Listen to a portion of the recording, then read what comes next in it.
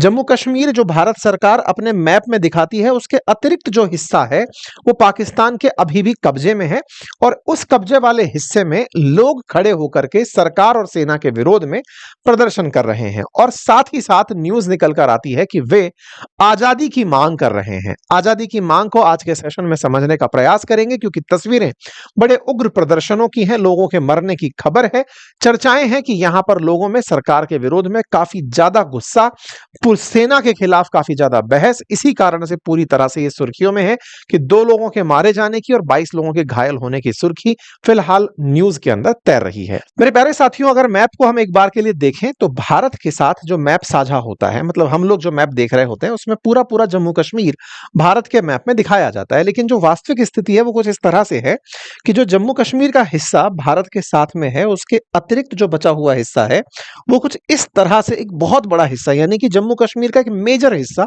पाकिस्तान ने अवैध रूप से अपने कब्जे में लिया हुआ है। इसका एक इतिहास है, अक्सर आप और हम उसकी कई बार चर्चा कर चुके हैं, फिर से एक बार कर लेंगे कि ये वाला जो पाकिस्तान ऑक्यूपाइड कश्मीर है 1947 का वो समय जब भारत आजाद हुआ और उसके बाद में पाकिस्तान ने इस हिस्से पर जबरन कब्जा कर लिया, क्योंकि कश्मीर का विलय किस देश के साथ होगा ये अपने आप में हरि सिंह के लिए एक विषय बना हुआ था, राजा हरि सिंह के लिए। और उस समय की जो परिस्थितियां रही, उस समय पाकिस्तानी सेना ने कबीलों के साथ मिलकर या कबीलों के भेष में इस क्षेत्र में एंट्री कर ली थी और इस क्षेत्र को अपने कब्जे में कर लिया था। तब से ये क्षेत्र कब्जे में है और अभी स्थिति जो है वो लाइन ऑफ कंट्रोल के माध्यम से, एलओसी के माध्यम से दोनों देशों के बीच में बटी हुई है। इसमें से एक हिस्सा जो पाकिस्तान के पास था, पाकिस्तान ने सक्सगाम वैली के नाम से उसे 1963 में चीन को गिफ्ट कर दिया ताकि भविष्य में चाइना भी इसकी पार्टी बन जाए। कल को अगर भारत इस क्षेत्र को लेने आए तो इस क्षेत्र के चलते भारत चीन से उलझने के डर के चलते कि भाई एक साथ 2 देशों से उलझना पड़ेगा, इसलिए पाकिस्तान ने यह दाव चल करके खुद को सुरक्षित करने की एक तरह से इंश्योरेंस करा रखी है। खैर, अब इसी क्षेत्र में एक जगह है जिसका नाम है मुजफ्फराबाद। मुजफ्फराबाद असल में आतंकियों का बेस कैंप माना जाता है। भारत में जो मुंबई के अंदर आतंकी हमले हुए थे वो यहीं पर ट्रेनिंग प्राप्त किए हुए आतंकी थे जो भारत के अंदर हमला करने आए थे। जितने भी लश्कर ए तैयबा या फिर जो भी भारत के अंदर आतंकी हमले करने के आतंकी समूह हैं वो सबका हेड ब्रांच मुजफ्फराबाद ही माना जाता है। ये यहीं से सब लोग ऑपरेट होते हैं। इसी जगह पर फिलहाल बड़ी संख्या में लोग बाहर निकल करके अवामी एक्शन कमेटी के नेतृत्व में सोमवार 29 सितंबर से प्रदर्शन में उतरे हुए हैं। सैकड़ों की संख्या में लोग सड़कों पर हैं, दिन और रात में प्रदर्शन चल रहे हैं, मैसिव प्रोटेस्ट हैं और ये अपने हकों की मांग कर रहे हैं। तस्वीरों में कम से कम आप ये देख करके तो पता लगा सकते हैं कि भीड़ एकत्रित होकर के कुछ तो डिमांड कर रही है। क्या डिमांड कर रही है वो मैं आपको बताऊंगा। इनकी 38 सूत्रीय मांगे हैं, उसमें यह मांग नहीं है कि हम भारत में मिलना चाहते हैं, ठीक है। तो अगर ये कहीं से भी सुन ले रहे हैं, फिलहाल मुझे वो दिखाई नहीं दिया है।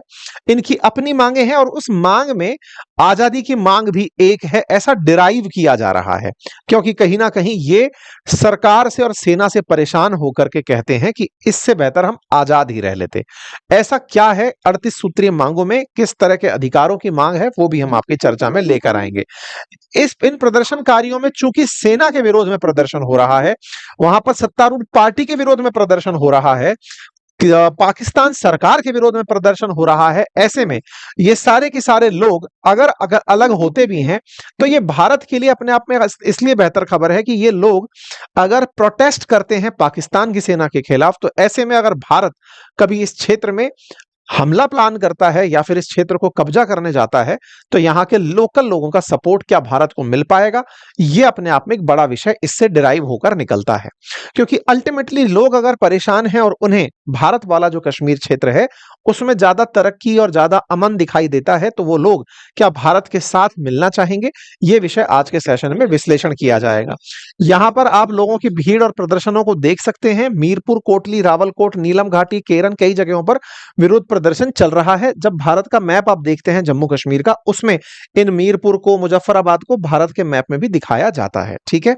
लेकिन वर्तमान स्थिति में यहां पर सेना के द्वारा प्रदर्शनकारियों पर गोलियां दागी जा रही हैं। एक प्रदर्शनकारी अपने हाथ में गोलियों को, जो बच गई गोलियों का जो केस बच जाता है, उसको दिखा रहा है कि देखो साहब, हम पर इतनी गोलियां चलाई हैं। घायलों को ले जाते हुए लोग आपको तस्वीरों में दिखाई दे रहे हैं। पाकिस्तानी सेना वापस जाओ और शहरों में आजादी लाओ, इसके नारे यहां पर लग रहे हैं। पाकिस्तान ऑक्यूपाइड कश्मीर का इतिहास, जैसा कि मैंने आपसे कहा कि ये पूरा क्षेत्र कभी हरि सिंह के अधीन था। भारत और पाकिस्तान जब अलग अलग हुए तो उस समय इन्हें डिसाइड करना था कि ये किस साथ जाएंगे, तब इन्होंने भारत के साथ जाने का जब निर्णय लिया, पाकिस्तान को यह बात रास नहीं आई और उन्होंने भारत पाकिस्तानी सेना को कबीलों के भेष में यहां पर हमला करने के लिए भेज दिया। भारत उस समय यूएन में जाकर के शांति प्रस्ताव रख दिया और तब से एलओसी बनकर के ये स्थितियां इस प्रकार से बटी हुई हैं, एक तरफ पाकिस्तान और एक तरफ भारत दिखाई देता है।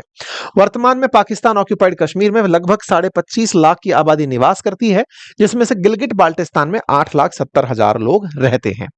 यहां पर जो एएसी के नेतृत्व में प्रदर्शन हो रहा है, उनके द्वारा 38 सूत्रीय मांगे रखी गई हैं।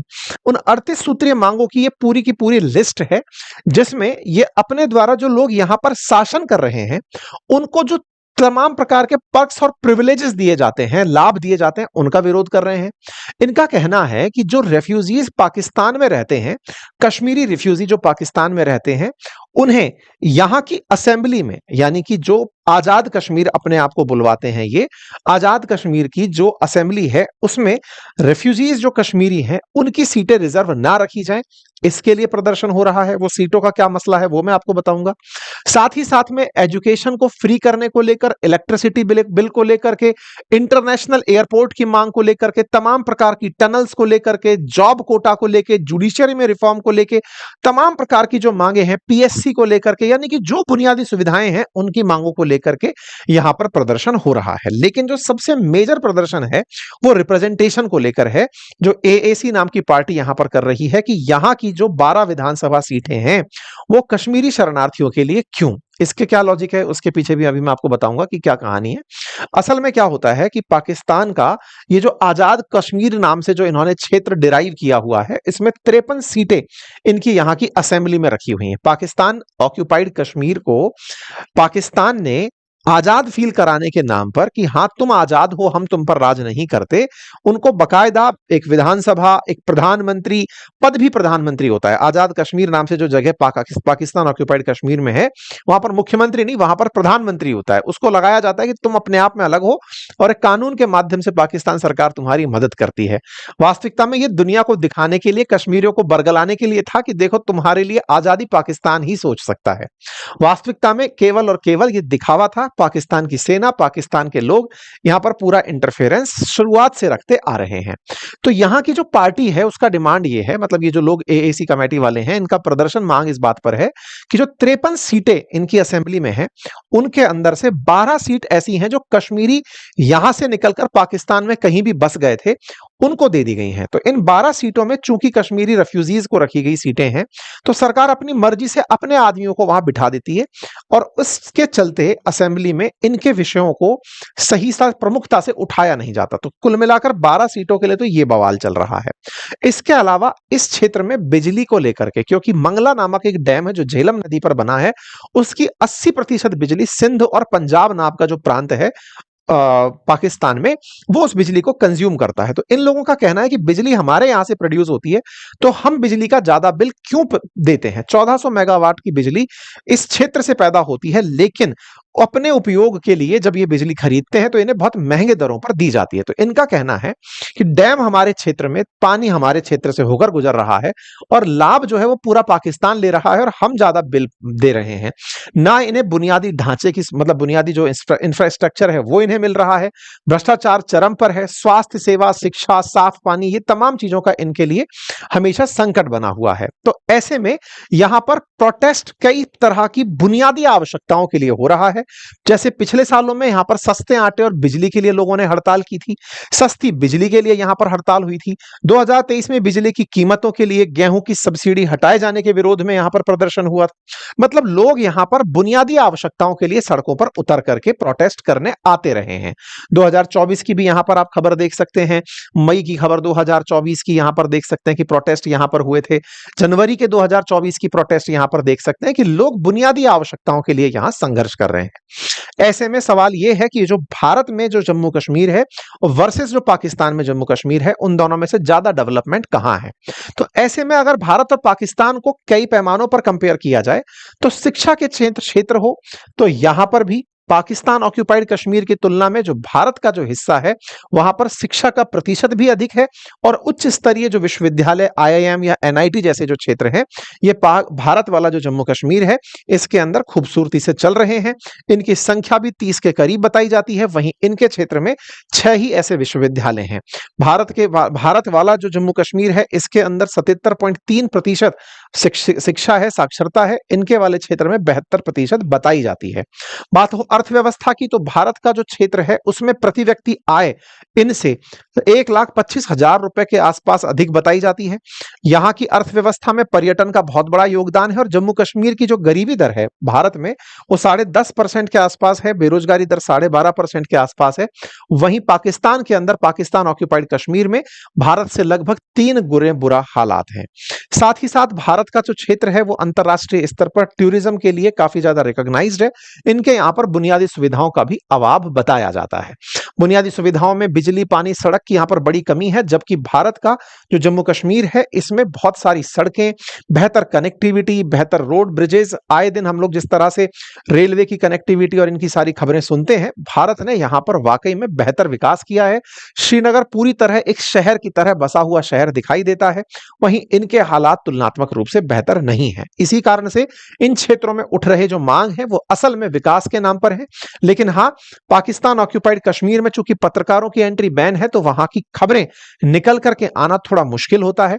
खैर, जो भी बातें हम तक पहुंची वो सोशल मीडिया के माध्यम से है। ऐसे में फिलहाल के लिए क्या भारत पीओके को ले पाएगा, यह विषय तो भारत सरकार कभी अपनी तरफ से जितना बुनियादी तरीके से रखेगी। भारतवासियों की मंशा तो यही है कि भारत पीओके पर शीघ्र, अतिशीघ्र कब्जा करे। उन्हें अपना क्षेत्र है तो अपने क्षेत्र पर अपना नियंत्रण स्थापित करे। भारत सरकार की तरफ से अगर रक्षा मंत्री के बयान को माना जाए कि यहां के लोग एक दिन खुद ही कहने लगेंगे कि मैं भारत हूं, अगर ऐसी बात है तो हम मान सकते हैं कि यह विरोध प्रदर्शन उन्हें इस बात को मजबूती और बलवती करते हुए दिखाई देते हों। बाकी आप लोग इस विषय पर क्या सोचते हैं, अपनी राय कमेंट बॉक्स में जरूर बताइएगा। फिलहाल के लिए इतना ही। जानकारी पसंद आई हो तो साथियों से अवश्य साझा करें। चैनल पर नए हैं तो सब्सक्राइब कर लें। धन्यवाद।